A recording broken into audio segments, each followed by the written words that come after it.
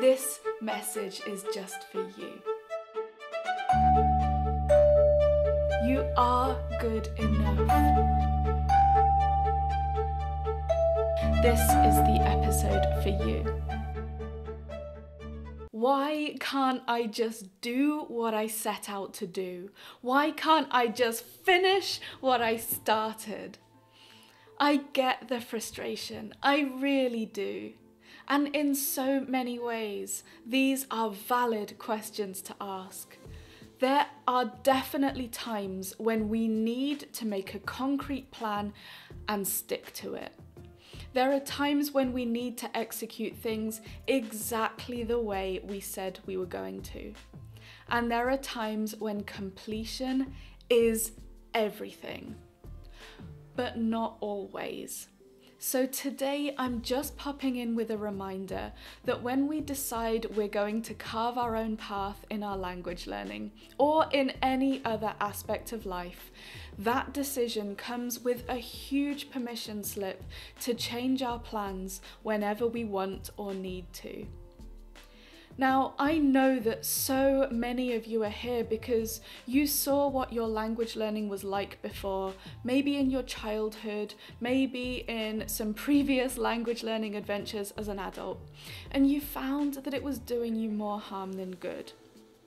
And you realized that you were at your happiest when your whole self was present in the language learning process, and that by growing your language skills, so many other facets of you grew as well.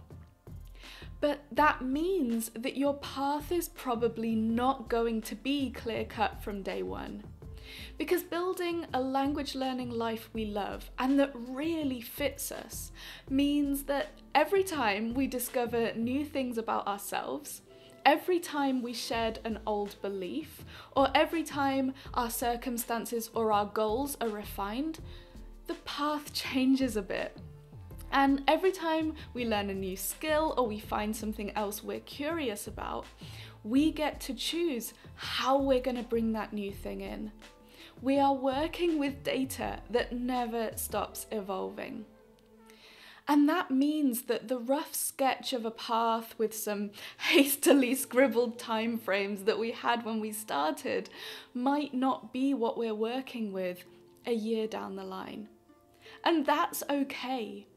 It is not a personal failing when you change your plans.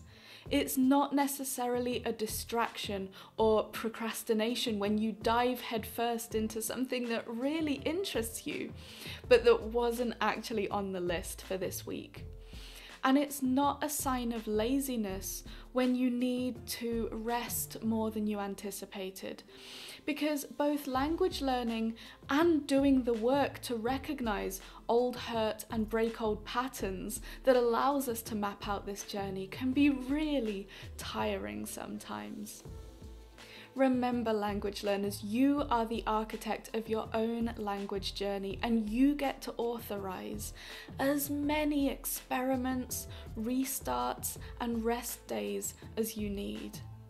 Being your own teacher does not mean that you need to take on a role of inflexibility and rigidity, of forcing yourself to see things through, even when they don't feel right, or of punishing anything that doesn't bring immediate results. So remember, just because you started it doesn't mean you have to finish it. If it's not serving you, look for another way. And if you need to slow down or to rest for a while, do what you can to make that happen. The whole point of being the architect of your journey is not to meticulously create a plan and then stand over yourself to oversee that it's executed to perfection.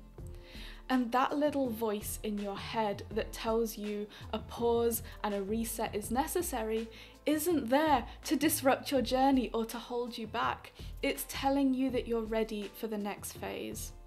So don't cling too tightly to your plans. Let yourself adjust as you get to know more about yourself and more about your language. Let yourself go on a detour that looks exciting or explore new things that you discover along the way.